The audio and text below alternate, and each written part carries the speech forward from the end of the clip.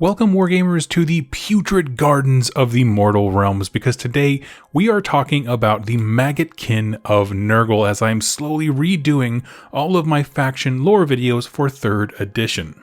And it is time, much to my excitement, for the Rot Boys to have their treatment.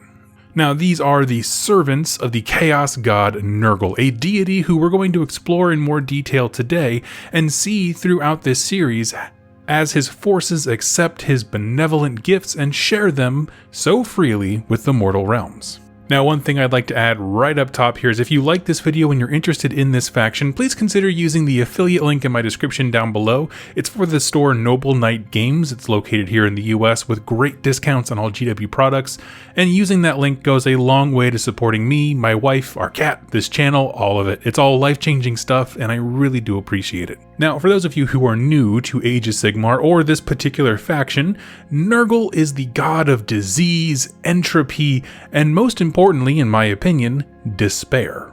As long as mortals have suffered melancholy and gloom, Nurgle has existed in some way.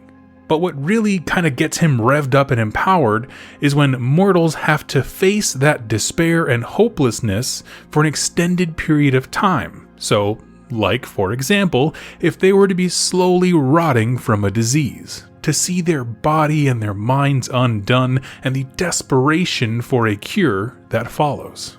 So on one hand, we have this deity that absolutely revels in despair, but there's also this element of Nurgle that sees him as a god of life. Your despair at the hands of a flesh-eating disease feeds him. But then again, so does the creation of millions of smaller living entities in the form of bacteria and viruses and maggots and all these kinds of things that are created from your actively rotting corpse. To put this in sort of like a context or hold it up to another character that we know, you think about the goddess of Ghiran, Alariel, the Ever Queen, who is the goddess of life magic. I think of Alariel as life maximized, right? Trees grow big and strong, crops yield double their natural amount. It just, everything that already exists is just invigorated, healed, and magnified. But when you talk about Nurgle being a god of life, personally, I think of it as life minimized, broken down to the lowest possible level. Entropy and rot and ruin break everything down to its most basic form: bacteria, fungal growths, maggots, that kind of stuff. But numerically, there's a far greater abundance of life than with Alariel. Now, that's not expressly stated, there's not really a lore segment that holds the two up in contrast, but that's just generally how I think about it. When we talk about Nurgle rejoicing in life, it usually has to do with when one human dies, a whole cornucopia of life springs from their corpse. So it's, again, one life going away, thousands of lives, albeit much smaller, come about. Even more simply, if you were from any type of fantasy intellectual property to have your generic god of life magic, it's like that, but it's almost like a negative photograph. If you guys have ever seen photography reels when you have the negative, it's technically all the same thing, but it's kind of wrong and it's backwards. But there's so much more going on than just being the deity of sadness and sickness. He is also the god of entropy and the fear of it, and because of that, he sees all time as cyclical, almost as in rotating seasons. Just as all of the maggots and stuff like that he creates have a life cycle, so too does his power. Where his other gods, meaning the other chaos gods, Khorne, Tzeentch, and Slaanesh, and the Great Horned Rat even, are all constantly to be sort of the king of the hill, who wants to be in charge, Nurgle is not nearly as competitive. He still wants to be on top, but he's not as competitive because he understands that all power waxes and wanes. He has his times where he's on top, and times where others are. Sure, it bums him out when he loses supremacy, but there's a surety and a confidence because all things eventually fall to decay. And so there's this weird confidence of his own supremacy that permeates his part of the great game. And I'm just going to throw this last tidbit in here because I couldn't really find a more interesting place to work it into the lore, but one thing you'll see a lot in his battle tomes in references to 40k and Age of Sigmar is that he has an identity with the number 7 specifically. It's not something that's nearly talked about as much in this book as it was like in old Warhammer days, but you're going to see that number show up quite a bit when it comes to like his measurements, his ranges, how far his diseases spread, stuff like that. And so when I was trying to unpack, what is Nurgle? Because it's, it's not it's a deity from a different plane of existence. We cannot conceive of his plans. How can I articulate kind of this character for us? And so I decided to break it down into 3 sections: his home, his people, and his mission. Nurgle's home within the realm of chaos is a bit of an odd one, especially compared to his, chaos brothers, if you will. Where the others have fortresses and marching armies, and Khorne has a constant death metal band playing, and Tzeentch has a whole bunch of mirrors that don't reflect anything but, impossibility and all these crazy things, Nurgle's expanse presents itself as a colossal garden. An unimaginable forest of horrors, from trees grown from mortal souls that bear ripened, rotting heads, to swamps full of toxic ichor.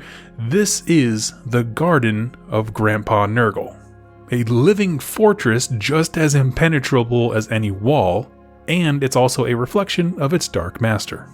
Again, it's like a negative of a god of life, right? Think forest, plains, pastures, rivers, ponds, flower fields, all that kind of stuff, which sounds lovely, but it's corrupted, it's rotting, it's constantly in decay, it's festering full of insects and disease and slime. And at the center of this expanse sits a huge house that Nurgle himself calls home. He spends every moment of his day crafting new poxes and plagues and pestilence that he can deliver to the mortal realms through his followers. Now, in his home, in his element, because he can't actually go into the mortal realms himself, he's too big, he presents himself as a colossal, overweight beast with these huge horns, kind of loosely humanoid, a depiction that carries down into his most trusted followers. So if you see a picture of a great unclean one, the model or the artwork or anything like that, think about that, but just magnified 1,000-fold with 1,000 folds of fat, heyo, and you'll get the idea. Now I want to move into talking about his people. Now I just want to put up front, I'm going to have a deeper discussion on both the mortal and demonic followers of Nurgle in this series, but I wanted to really quickly touch on what their motivations are and that kind of stuff. The demons of Nurgle are simply the most straightforward. When he feels the need, Nurgle can break off a small piece of himself and give it form. This is how demons are created by any of the Chaos Gods. The amount of independence and personality and power that they each have is very relevant upon their role. Essentially, what did he design them for?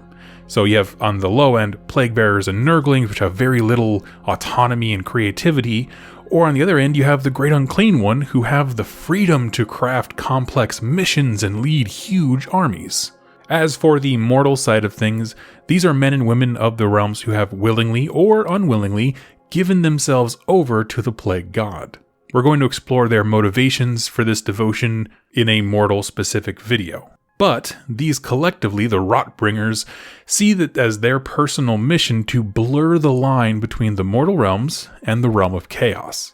Every act of desecration is meant to rent reality asunder, and with every success, the vast groves of feculent gnarlmaws and rotting sewage and that kind of stuff creep out of the Garden of Nurgle into reality. They are Nurgle's favored servants and are used to conquer and poison vast swaths of the realms. Now, whether they're mortal or demon, you can almost always smell and see a Nurgle warrior coming. Their bodies are riddled with disease. It seems like they rot in real time. You'll see plagued intestines hanging from exposed, torn out and distended bellies, yet they feel no pain. In fact, they are quite jovial. By accepting the gifts of Nurgle, they free themselves from the agony of disease and are all but invulnerable to the worst possible injuries. Which seems contradictory, right? You're full of disease, but you don't care about it. Well, when people call out and pray to the gods for relief from plagues, Nurgle is all too happy to answer. But it's not so much a cure as a worldview shift. Sure, the disease doesn't bother you anymore, but you become a living vector of it. And like I said, we're going to talk more about them later on. And lastly, I want to talk about his mission. When Age of Sigmar began as a setting, he was most jealously coveting Ghyran. He wanted the realm of life. He saw this abundance of life and was like, man, if I went in there and corrupted and rotted and ruined all of it, can you imagine how much more life that I would create? And he wanted to turn the entire realm of life into his second Garden of Nurgle. That's kind of his whole jam. However, during the course of the Realm Gate Wars, sort of that first campaign chapter of Age of Sigmar, he lost some of his best fighters and fortresses that really were key positions in maintaining his stranglehold on Ghyran. He failed to capture Alariel, and now she has been purifying his glorious rot from the realms. And while he was bummed, again, he does not stay sad for very long, because as soon as that happened, he had the realization that he has been so selfish. How could I be this foolish? There are so many other realms to share my gifts with. And so his gaze has sort of not fully left Ghyran. It's still a strong emphasis there. The Battle Tome has, a great map of Ghyran and his influence in it, but he's now turning his attention to the wider war, which is really quite impactful to the least the forces of order, but then also his other Chaos brothers. In fact, he has been watching and learning quite a bit. You see, with 3rd edition, sort of the crux, the overarching story is that the forces of order want to expand. They're trying to tame and carve out parts of the realms for themselves. And so to do this, Sigmar has ordered a series of what are called Dawnbringer Crusades. A bunch of mortals leave a city and they try to go colonize something new. Well, what's interesting about these crusades is that they establish cities on places of natural, geomantic power. There's just natural fonts of energy that exist throughout the realms. And so Nurgle's looking at this and he's like, well, wait a minute. The realms are like a living thing and they have these points of natural power.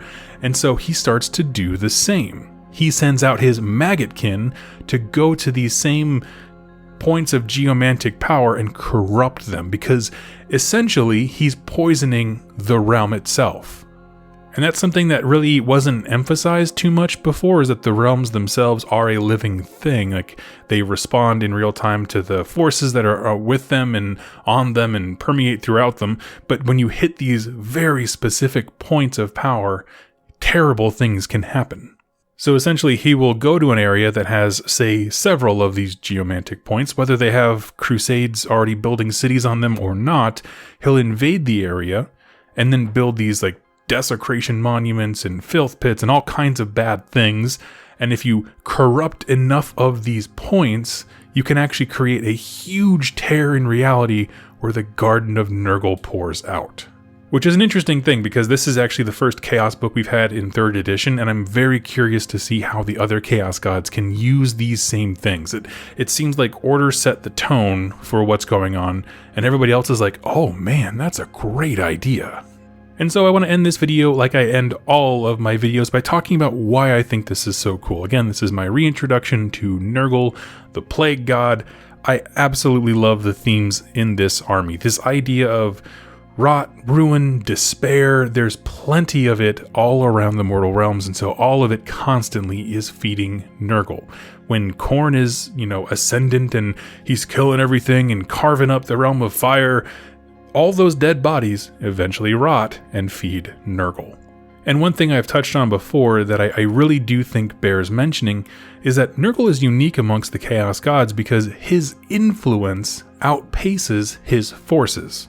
And when I say that, what I mean is, if Khorne, he sends a Blades of Khorne army, demons and mortals, into an area, they have to go from fortress to fortress and conquer everything that they can. Okay, and that's awesome. It's a lot of combat, a lot of chances to prove and yourself to Khorne and earn skulls for the Skull Throne and all that kind of stuff. But with Nurgle, it's a bit different because he will do the same. He'll send an army to each place, but the diseases that he is sowing into the realms can be carried far faster than any foot-based army. So if he goes to an area and poisons the river, it's not just the army that you have to worry about. Every single civilization and natural forest and all these kinds of things downstream from that are going to be affected, and it's going to be affected faster than his actual army arrives. So when he shows up, people are already sick as all get out. With Khorne, if you kill all the Khorne warriors, they're gone. The army's gone. If you do the same thing for Nurgle's forces, you still have to clean the land. Like, there's still plagues and disease and pus and, bacteria and all this kinds of stuff. Like, it's just another level of destruction that none of the other Chaos Gods have in the same way. The idea of this like jovial, loving, paternal grandfather is just awesome. Like, I love that it's a stark contrast to his appearance, and I love the fact that it applies to all of his armies. They have, musicians and parties and carnivals, and half the models have awesome grins. They have multiple bagpipe players, and they're just having a great time. The Nurglings are always laughing and chilling. Like, there's just this weird contrast of, I'm sharing life in abundance and I'm freeing you from the fear of it, but the reality of what that is I'm going to kill you and everyone you love, let you turn into bacteria and larvae and all this kinds of gross stuff. And hey, for those of you who accept my gifts, yeah, you're not going to be afraid of dying of disease anymore, but you're not going to like the way you look. And because of all those things, people wanting to share these great gifts of Nurgle, he puts heroes into very difficult positions, which I think every villain needs to be able to do. Like, to me, a black and white villain of just, curls his mustache because he's evil because is not interesting. But having someone who creates situations that our heroes need to deal with in new and unique ways is pretty much, to me, spot on what a great villain is. So what I mean by that is, if a city is infected with plague, and let's say the army hasn't even rolled up yet, right? The Maggotkin aren't even there yet. Multiple stories have been written about Stormcast looking at these mortals and being like, we need to purge this place. And so you can create these situations where the defenders become the terror of the people that they are defending because they are infected.